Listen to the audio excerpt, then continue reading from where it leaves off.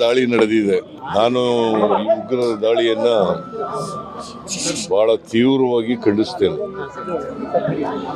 ಕರ್ನಾಟಕದ ಪ್ರವಾಸಿಗರು ಇಬ್ಬರು ಮೃತರಾಗಿದ್ದಾರೆ. ಒಬ್ಬರು ಮಂಜುನಾಥ್ ಅಂತ, ಇನ್ನೊಬ್ಬರು ಭರತ್ ಭೂಷಣ್ ಅಂತ. ನಾನು ಈಗಾಗಲೇ ಅಧಿಕಾರಿಗಳ ತಂಡ ಕಳಿಸಿದ್ದೀನಿ. ಜೊತೆಗೆ ಕಾರ್ಮಿಕ ಸಚಿವರಾದಂಥ ಸಂತೋಷ್ ಅವ್ರನ್ನು ಕೂಡ ಕಳಿಸಿದ್ದೀನಿ. ಯಾರ್ಯಾರು ಇದ್ದಾರೆ ಕನ್ನಡಿಗರು ಅಲ್ಲಿ, ಅವ್ರನ್ನೆಲ್ಲ ವಾಪಸ್ ಕರ್ಕೊಬರೋಕ್ಕೆ ಸೇಫ್ ಆಗಿ ಒಂದು ವಿಶೇಷವಾದಂಥ ವಿಮಾನ ಮಾಡ್ಕೊಂಡು ಕರ್ಕೊಬಾ ಅಂತ ಹೇಳಿದ್ದೀನಿ. ಮತ್ತೆ ನನಗನ್ಸುತ್ತೆ there is a intelligence failure ಅಂತ ಅನಿಸುತ್ತೆ. ಇಂಟೆಲಿಜೆನ್ಸ್ ಫೈಲೂರ್ ಕೇಂದ್ರ ಸರ್ಕಾರದ ಇದು ಇಂಟೆಲಿಜೆನ್ಸ್ ಫೇಲ್ ಆಗಿದೆ ಅಂತ ಅನಿಸುತ್ತೆ.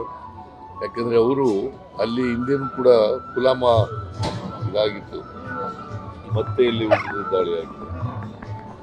ಕೇಂದ್ರ ಸರ್ಕಾರದ ವೈಫಲ್ಯ ಇದೆ ಅಂತೇಳಿ ನನಗನ್ಸುತ್ತೆ.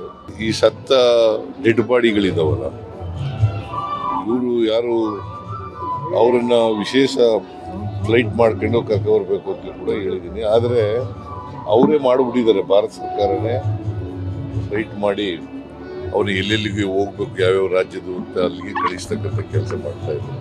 ಸುಮಾರು 26-28 ಜನ ಸತ್ತಿದ್ದಾರೆ ಅಂತ ವರದಿ ಇದೆ. ಭದ್ರತೆಯಲ್ಲಿ ಯಾವುದೇ ರಾಜಿ ಇಲ್ಲ. ಯಾರೇ ಆಗಿರಲಿ ಅದಕ್ಕೆ ಅವರಿಗೆ ಭದ್ರತೆ ಕೊಡ್ತಕ್ಕಂಥ ಕೆಲಸವನ್ನು ಮಾಡಬೇಕು.